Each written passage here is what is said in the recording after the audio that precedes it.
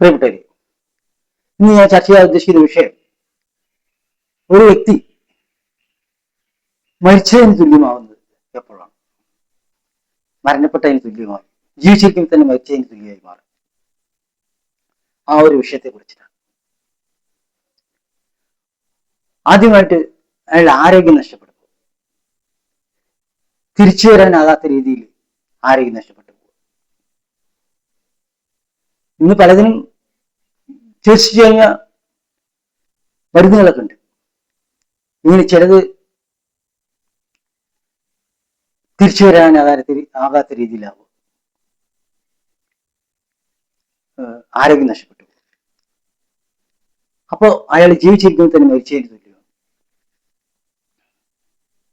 ഇല്ലേ? അപ്പൊ നമ്മള് ഏറ്റവും ഒരു വ്യക്തിയുടെ പ്രാഥമികമായ ചുമതല അയാളുടെ ആരോഗ്യം നിലനിർത്തുക എന്നുള്ളത്. ആരോഗ്യം നിലനിർത്തണമെങ്കിൽ പോഷകസമൃദ്ധമായ ആഹാരം കഴിക്കണം, വ്യായാമം ചെയ്യണം, നടത്തം, ബോഡി റൊട്ടേഷൻ, യോഗ, പ്രാണായാമം, സുദർശന ക്രിയ, കൂടാതെ മെഡിറ്റേഷൻ, ധ്യാനം എല്ലാ ദിവസവും ചെയ്യണം.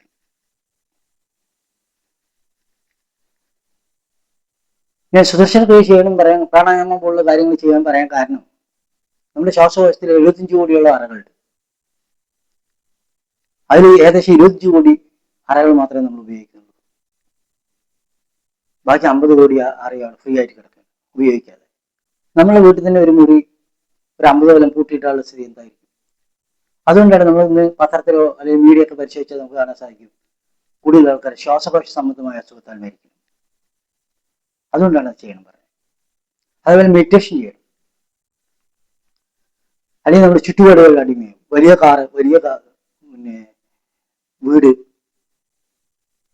ലോകം മുഴുവനുള്ള ഭൂമിയുടെ ആധാരം പെട്ടിയിൽ സ്വർണം, അതിൻ്റെയൊക്കെ അടിമയായി, ഫൂളിഷ്നെസിന്റെ അടിമയായി, മണ്ടത്തരത്തിൽ ഡോക്ടർ ഡ്യൂട്ടി പോലും ചുറ്റുപാടുകളിൽ അടിമ. നമ്മൾ പ്രായം വരുംതോറും നമുക്ക് വർദ്ധിച്ച ടെൻഷൻ ഉണ്ടാവും. നമ്മളെ മസിലുകളൊക്കെ വളരെ ദുർബലമായിക്കൊണ്ടിരിക്കും. അംഗം ഗളിതം ബലിതം മുണ്ടം ദശനവിഹീനം ജാതം തുണ്ടം. പല്ലൊക്കെ പോവും, സന്ധിബന്ധങ്ങളൊക്കെ ആയി നടക്കാൻ പറ്റാണ്ടാവും. വടിയുടെ സഹായത്തോടെ നടക്കേണ്ടി വരും. കാഴ്ച പോവും, ഓർമ്മ പോവും. ഇതെല്ലാം ഉള്ള സമയത്ത് എല്ലാവർക്കും നമ്മളെ ഓർമ്മയുണ്ടാവും. ധനം ഉണ്ടെങ്കിലും എല്ലാവരും നമ്മളെ ഓർമ്മിക്കും. എന്താ കേട്ടോ കൊണ്ട് അന്വേഷിക്കാൻ വരും. ഇതൊക്കെ നഷ്ടപ്പെട്ടു കഴിഞ്ഞാൽ ആരും അന്വേഷിക്കാൻ പറ്റില്ല. വീട്ടിൽ പട്ടി പോലും അന്വേഷിക്കാൻ പറ്റില്ല. ആരോഗ്യമാണ് ഏറ്റവും വലിയ സമ്പത്ത്. ആരോഗ്യം നഷ്ടപ്പെട്ടു കഴിഞ്ഞാൽ മരിച്ചതിന് തുല്യമായി മാറും. അതുകൊണ്ട് എന്ത് വില കൊടുത്ത് നമ്മൾ ആരോഗ്യം സംരക്ഷിക്കുക. നമ്മൾ ഏറ്റവും വലിയ ബന്ധു അമ്മാവനോ അമ്മായിയോ ഭാര്യയോ ഭർത്താവോ അല്ലെങ്കിൽ മക്കളോ ആരുമല്ല. നമ്മളുടെ ഏറ്റവും വലിയ ബന്ധു അയാളുടെ ആരോഗ്യം.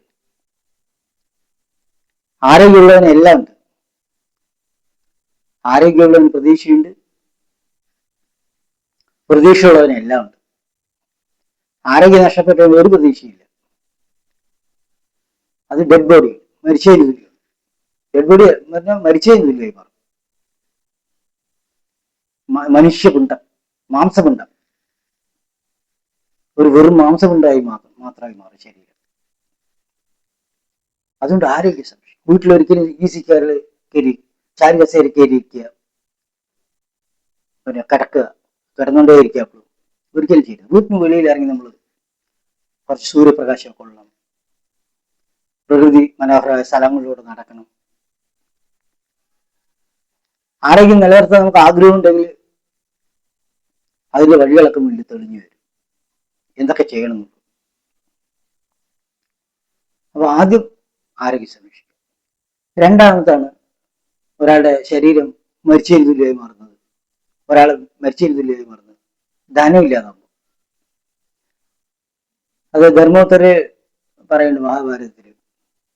ധർമ്മോത്തരയുടെ യക്ഷനെ ചോദ്യം ചോദിക്കുന്നുണ്ട്, ഒരാൾ മരിച്ചതിന് തുല്യമാകുന്നു എപ്പോഴൊന്നും. ആ ധർമ്മോത്തര കൊടുത്ത മറുപടി ധനം ഇല്ലാതാവുന്നു, ഇല്ലാതാവുമ്പോൾ. അതേപോലെ ആരോഗ്യത്തെ കുറിച്ചും പറയുന്നുണ്ട്, വിദുരർ പറയുന്നുണ്ട് ഒരാൾ മരിച്ചതിന് തുല്യമായി മാറും ആരോഗ്യം നഷ്ടപ്പെട്ട് കഴിയുമ്പോൾ പറയും, ധനം ഇല്ലാതാവുമ്പോൾ. ഒരിക്കലും നമ്മള് സ്വത്ത് കയ്യിൽ വെച്ചിട്ട് പിച്ചക്കാരനെ പോലെ നടക്കരുത്. അതുപോലെ സ്വത്ത് കയ്യിലുള്ളപ്പോൾ നമ്മൾ കൂട്ടുപിടിച്ചാൽ നമ്മുടെ ജീവിതത്തിൽ നടപ്പിലാക്കണം. അല്ലെങ്കിൽ കുറെ വർഷം കഴിയുമ്പോൾ നമ്മൾ പിന്നെ ഒരു പാവപ്പെട്ട വ്യക്തിയായി മാറും, കൂട്ടുപരിച്ച ജീവിതത്തിൽ അപ്ലൈ ചെയ്തില്ലെങ്കിൽ. Compounding industry is the eighth wonder of the world എന്ന് പറയും. ലോകത്തിലെ 8ാമത്തെ അത്ഭുതം ആൽബർട്ട് ഐൻസ്റ്റീൻ പറഞ്ഞതാണ്. 8ാമത്തെ അത്ഭുതം കൂട്ടുപരിച്ച. അതുപോലെ നമ്മൾ നിഷ്ക്രിയമായ ആസ്തി ഒരിക്കലും സൃഷ്ടിച്ചു വെക്കരുത്. ഒരുപാട് ഭൂമിയുണ്ട്, പക്ഷെ പിച്ചക്കാരനെ പോലെ നടക്കുക, ചെലവ് ചെയ്യാൻ പൈസ ഇല്ലാട്ടിരിക്കുക. അങ്ങനത്തെ ഒരു അവസ്ഥ വരുത്തരുത്. അതല്ല നമ്മളെ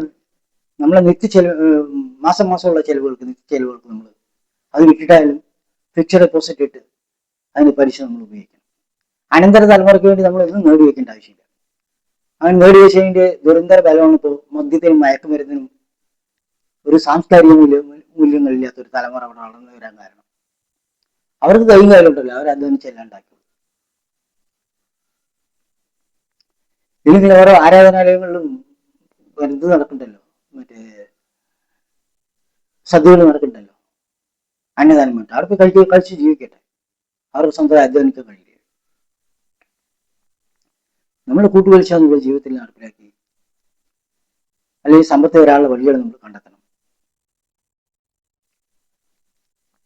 പശുവിനെ കറന്നെടുക്കും പോലെ നമ്മൾ സമ്പത്ത് കറന്ന് വെട്ടിക്കണം. ഈ ഭൂമി എന്ന് പറയുന്നത് രത്നഖനിയാണ്. അവിടെ നമ്മൾ അധ്വാനിച്ചിട്ടോ അല്ലെങ്കിൽ കൂട്ടുപലിശ നടപ്പിലാക്കിയിട്ടോ കച്ചവടം ചെയ്തിട്ടോ ഏതെങ്കിലും തരത്തിൽ നമ്മൾ പൈസ ഉണ്ടാക്കണം. ഒരു 50 വയസ്സാകുമ്പോഴേക്കും നമുക്ക് ഒരു നന്നായിട്ട് അടിത്തറ കെട്ടിപ്പടുക്കണം. വലിയ വീട് കെട്ടിട്ടോ വലിയ കാറ് വാങ്ങിച്ചിട്ടോ ആൾക്കാരുടെ മുമ്പിൽ ആളാവാൻ നോക്കുകയില്ല വേണ്ടത്. നമ്മൾ അടിത്തറ ശക്തമാണ്. വലിയ രീതിയിൽ ആർഭാടത്തോടെ വിവാഹങ്ങൾ കഴിച്ചു കൊടുക്കുക, ധനം ദൂർത്തടിക്കുക. അവരൊക്കെ കുറെ കഴിയും പിച്ചക്കാരായി മാറും. ധനം ഇല്ലാതാവും, മരിച്ചതിന് തുല്യമാവും. വേറെ നമ്മൾ മരിച്ചതിന് തുല്യമാവുന്നത് ഓർമ്മശക്തികൾ നഷ്ടപ്പെടുന്നു. നമ്മുടെ കുറച്ച് വയസ്സാകും തോറും നമ്മൾ ഓർമ്മശക്തി നഷ്ടപ്പെട്ടുകൊണ്ടേയിരിക്കും. ഇല്ലേ? അൽഷിമേഴ്സ് വരിക, എല്ലാം നഷ്ടപ്പെടും. എല്ലാ ഓർമ്മകളും പോവുക. വീട് സ്വന്തം വീടാന്നുള്ള ഓർമ്മ പോവുക, ഭാര്യ ഭർത്താവിന് ഓർമ്മ പോവുക, മക്കളെ ഓർമ്മ പോവുക, എല്ലാം ഓർമ്മയിലും. ആ ഓർമ്മശക്തിയോട് പോയി കഴിഞ്ഞാൽ പിന്നെ വീട്ടിൽ നിന്ന് വെളിയിൽ ഇറങ്ങി കഴിഞ്ഞാൽ പിന്നെ ഈ പോമറാനിയൻ പട്ടി പോലെയാണ്, പിന്നെ തിരിച്ചു വരില്ല.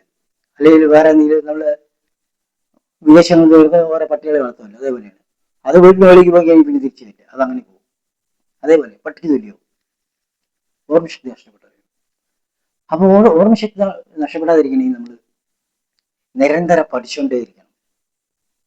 ശ്ലോകങ്ങൾ പഠിക്കുക, അല്ലെങ്കിൽ നമ്മൾ ഏതാ മതഗ്രന്ഥം പറഞ്ഞാലും അതിലെ വചനങ്ങൾ പഠിച്ച് ബൈഹാർട്ട് പഠിക്കുക. എപ്പോഴും പഠിച്ചുകൊണ്ടേയിരിക്കുക, ആക്റ്റീവ് ആയിക്കൊണ്ടിരിക്കുക. തമാശരങ്ങൾ അടിച്ചിരിക്കുക, പാട്ട് പാടുക, ആക്റ്റീവായിട്ട് സമൂഹത്തിൽ ഇടപെടുക. എന്നുവെച്ചാൽ ലോകം നേരാക്കാൻ നടക്കണമെന്നല്ല ഞാൻ പറഞ്ഞത്. സമൂഹത്തിൽ നമ്മൾ ഓരോ പ്രോഗ്രാമുകളിൽ പങ്കെടുക്കുക, ബൈഹാർട്ട് പഠിക്കുക, പുതിയ ലാംഗ്വേജുകൾ പഠിക്കുക. അങ്ങനെ ഓർമ്മശക്തി നമ്മൾ നിലനിർത്താൻ നോക്കണം.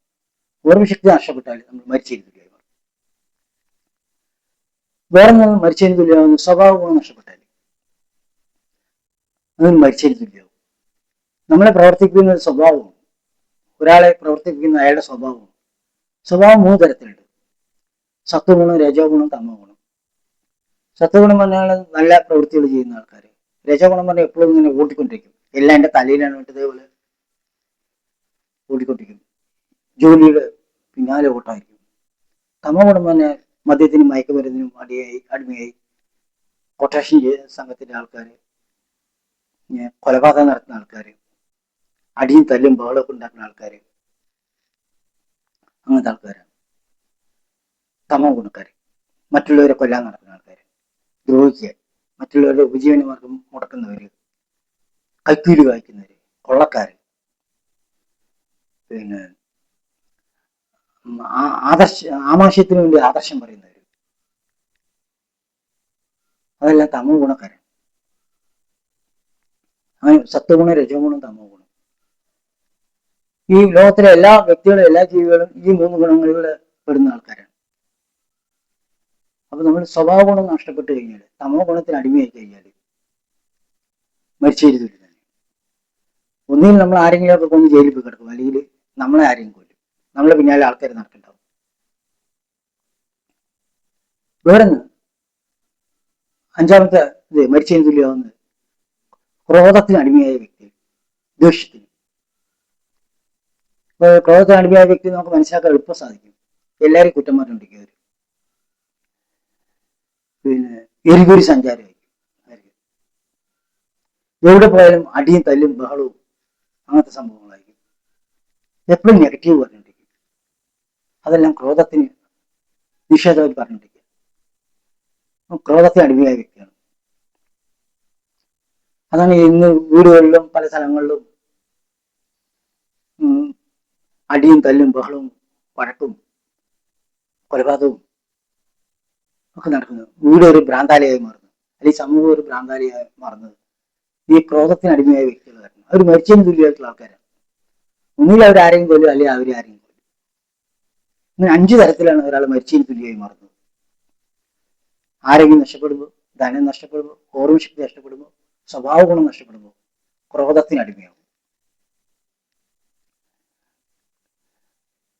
Thank you very much for watching this video. Thanks a lot. ഈ wherever I go YouTube channel എല്ലാവരും സബ്സ്ക്രൈബ് ചെയ്യണമെന്ന് അപേക്ഷിക്കുന്നു.